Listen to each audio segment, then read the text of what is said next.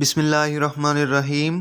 آپ صلی اللہ علیہ وآلہ وسلم نے فرمایا، ایک ایسا گناہ جس سے 80 سال کی نیکیاں ضائع ہو جاتی ہیں اور اس کے لیے دوزخ میں کنواں تیار کیا جاتا ہے۔ مکمل تفصیلات جاننے کے لیے ویڈیو کو آخر تک ضرور دیکھیے گا۔ زمین کب روتی ہے؟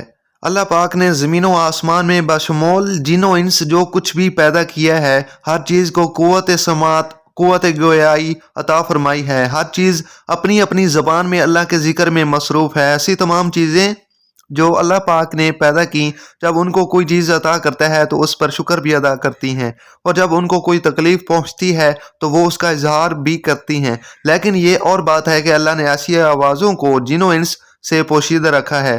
دھرتی یعنی زمین کو ہی لے لیجئے، زمین بولتی بھی ہے، سنتی بھی ہے، خوشی غمی کو بھی محسوس کرتی ہے اور اس کا اظہار بھی کرتی ہے۔ نبی کریم صلی اللہ علیہ وآلہ وسلم نے فرمایا، دو موقع ایسے ہیں جن پر زمین روتی ہے۔ پہلا موقع یہ ہے کہ جب ناحق کسی کا خون بہایا جاتا ہے، مقتول کا قطرہ زمین پر گرتے ہی زمین پکارتی ہے، الہی مجھے اجازت دے تاکہ میں قاتل کو ابھی نگل جاؤں۔ آواز آتی ہے، صبر کر، یہ تیرے اندر ہی آئے گا۔ دوسرا موقع یہ ہے کہ جب زانی زنا کا ارتکاب کرنے کے بعد غسل کرتا ہے تو پانی کا پہلا قطرہ جب زمین پر گرتا ہے تو زمین زاروں قطار روتی ہے، الہی مجھے اجازت دے تاکہ میں اسے نگل لوں۔ آواز آتی ہے، تھوڑی دیر صبر کر، یہ تیرے پاس ہی آئے گا۔ زنا یہ بدترین لعنت، ذلت اور پستی کی علامت ہے۔ اس کا مرتکب وہی شخص ہوگا جس کے دل میں خوف خدا، عذاب آخرت کا ڈر، آیات قرآنی احادیث نبویہ کا پاس نہ ہو، اپنوں اور غیروں میں اپنی ذلت اور رسوائی کا اندیشہ نہ ہو، اور وہ نہایت ہی بے شرم جس کی انسانیت حیوانیت سے مغلوب ہو چکی ہو۔ قرآن کریم نے زنا تو کیا اس کے قریب جانے کا بھی منع فرمایا۔ بدکاری کے پاس نہ جاؤ، بے شک وہ بھی حیائی ہے اور بہت ہی بری راہ ہے، یعنی زنا خود بھی کبھی یا کسی دوسرے مقاصد کے اعتبار سے کبھی یا تر ہے اور ہزار بار لائق مذمت ہے۔ روحانی پاکیزگی اور اخلاقی طہارت کے بھی منافی ہے۔ روحانیت کے چہرے پر ایک بدنما داغ ہے اور جسمانی معاشرتی مرتبہ کے لحاظ سے بھی قابل نفرت ہے۔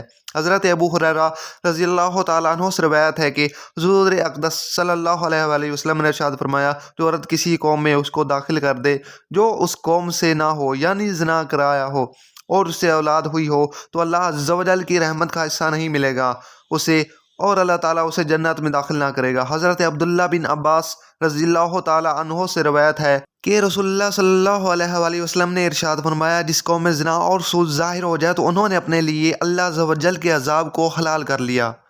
حضرت عمر بن عاص رضی اللہ تعالیٰ عنہ سے روایت ہے، ایک نبی اکرم صلی اللہ علیہ وسلم نے ارشاد فرمایا، ایک دفعہ جس قوم میں زنا ظاہر ہوگا وہ قید سالی میں گرفتار ہوگی، اور جس قوم میں رشوت کا ظہور ہوگا وہ روم میں گرفتار ہوگی۔ حضرت بریدہ رضی اللہ تعالیٰ عنہ سے روایت ہے کہ رسول اللہ صلی اللہ علیہ وآلہ وسلم نے فرمایا، ساتویں آسمان ساتوں زمینوں میں بوڑھے زانی پر لعنت کرتی ہیں۔ نبی کریم صلی اللہ علیہ وسلم نے فرمایا، زنا سے کچھ 6 باتیں ظہور پذیر ہوئی ہیں، 3 دنیا میں اور 3 آخرت میں۔ دنیا میں زانی کا چہرہ سیاہ ہو جائے گا، اس لیے اس کے رزق میں تنگی آ جائے گی اور عمر سے برکت نکل جائے گی۔ آخرت میں اللہ تعالیٰ کی رازگی میں بھی گرفتار ہوگا، ناراضگی میں بھی گرفتار ہوگا، حساب میں سختی دیکھے گا، عرصہ دراز تک دوزخ میں رہے گا، بشرط یہ کہ ایماندار ہو، ورنہ ہمیشہ ہمیشہ اس کا ٹھکانہ دوزخ ہی ہوگا۔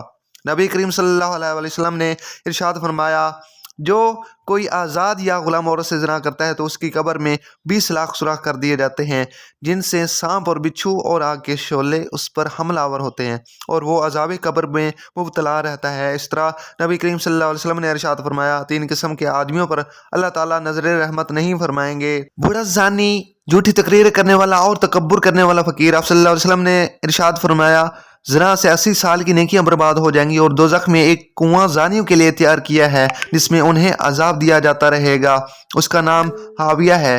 اسے اگر ایک ذرہ نکال کر دوزخ کے دوسرے حصے میں ڈالا جائے تو اسے جل جائیں۔ کسی انسان کا قتل کرنا کتنا بڑا گناہ ہے، احادیث سن لیجئے۔ حضرت ابو سعید رضی اللہ تعالیٰ عنہ اور حضرت ابو ہریرہ رضی اللہ تعالیٰ عنہ سے روایت ہے کہ نبی کریم صلی اللہ علیہ وآلہ وسلم نے مومن کے قتل کی سزا جہنم بیان کرتے ہوئے ارشاد فرمایا، اگر تمام آسمانوں اور زمین والے کسی ایک مومن کے قتل میں شریک ہو جائیں تب بھی یقیناً اللہ تعالیٰ ان سب کو جہنم میں جھونک دے گا۔ قتل و غارت گری، خون ریزی اور فتنہ فساد اور ناحق خون بہانا اتنا بڑا جرم ہے کہ قیامت کے دن اللہ تعالیٰ ایسے مجرموں کو سب سے پہلے بے نقاب کر کے کافر کردار تک پہنچائیں گے۔ حضرت عبداللہ بن مسعود رضی اللہ تعالیٰ عنہ بیان کرتے ہیں کہ حضور اکرم صلی اللہ علیہ وآلہ وسلم نے خون ریزی کی شدت بیان کرتے ہوئے ارشاد فرمایا، قیامت کے دن سب سے پہلے خون ریزی کا فیصلہ سنایا جائے گا۔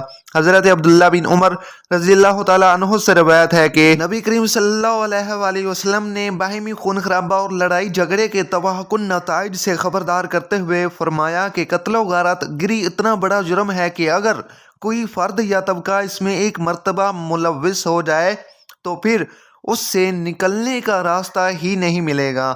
اللہ پاک ہمیں نیک اعمال کرنے کی توفیق عطا فرمائے اور ہمارا خاتمہ ایمان پر فرمائے، آمین۔ ناظرین کومنٹ باکس میں ایک بار آمین ضرور ٹائپ کریں۔ ملتے ہیں اگلی ویڈیو میں، تب تک کے لیے اللہ حافظ۔